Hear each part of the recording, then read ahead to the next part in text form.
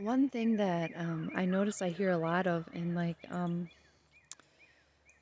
popular um, popular spirituality and kind of like you call it like the pop culture of spirituality, but um, there's this idea that we create our reality, and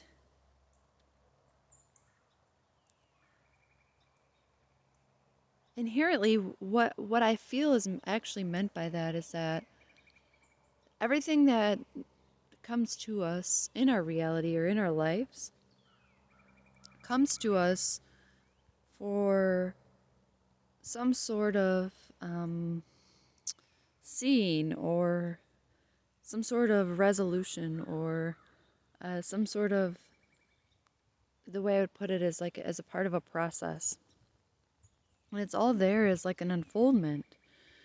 And so in a sense we are creating our reality, but it's from this place where it's more of a learning opportunity. And I feel like what popular spiritual culture has kind of taken and done with this idea that we create our reality is like use this overarching sense of um, blame and shame and guilt to kind of, it's not as lighthearted, like it's like you create your reality, kind of like you made your bed and now you'll sleep in it. Like it's used in not ever all spiritual circles, but in a lot of ways it feels like it's used in this way to kind of make us feel inherently like there's something wrong with us, even more than we already do. And I feel like on a lot of levels we already feel, many of us, like um, on some level, like we're not enough, or like we inherently something needs to be different about us. And so this switch, it's like a shift from seeing it as, oh, I create my reality and it's so horrible and I'm this horrible person. It's more of a shift to, wow, this reality and everything that is here is actually here as an unfolding of a process, and it's here to guide me and to help me to find my way. And so it's kind of, I guess you would call it like a shift in your attitude, but it's essentially seeing everything around you as a part of life and as a part of um, kind of a learning process and a growing process and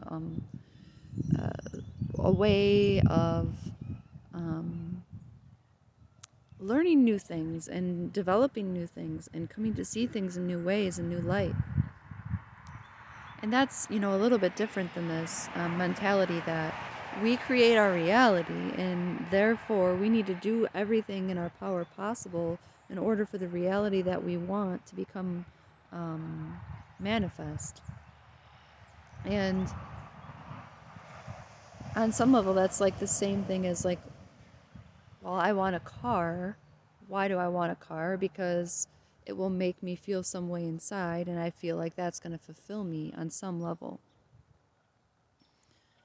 I'm not saying that desires are horrible. It's just, can we maybe like soften a little bit and look at some things from some new perspectives and some new directions in terms of what actually is right in front of me? And maybe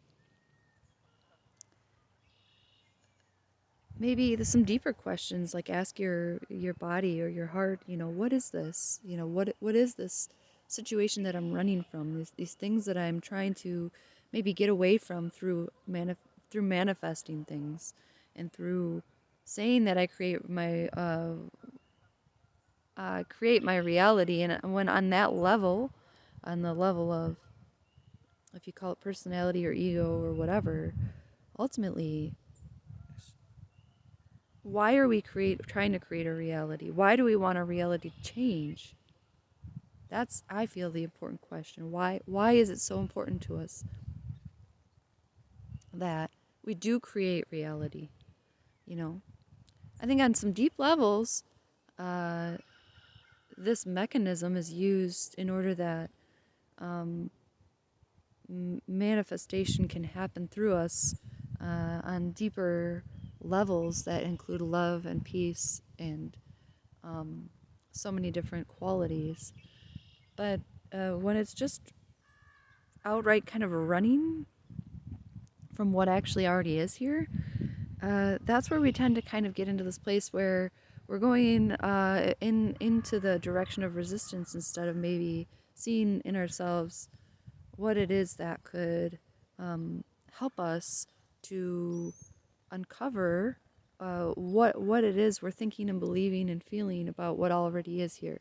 So hopefully that was clear, and I just wanted to hop on and share that because I feel like a lot of there's a lot of talk in a lot of spiritual circles, about creating your reality, and it's an interesting topic nonetheless. So if you have anything that you would like to share about it as well, feel free to comment below.